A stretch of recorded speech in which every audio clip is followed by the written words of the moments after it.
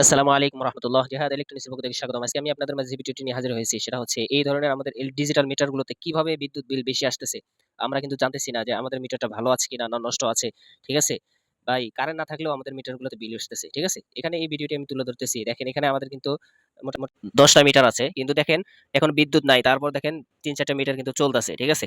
এটা চলার কারণ হচ্ছে হয় ১ নম্বর মিটার নষ্ট অথবা ২ নম্বর হচ্ছে এখানে নিউট্রাল আরেক ফেজের সাথে ব্যবহার হয়েছে এরকম হতে পারে অথবা জেনারেটর বা কারেন্ট থাকলে এই আইপিএস থাকলে এই নিউট্রালটা ব্যবহার হলে এরকম হয়ে থাকে।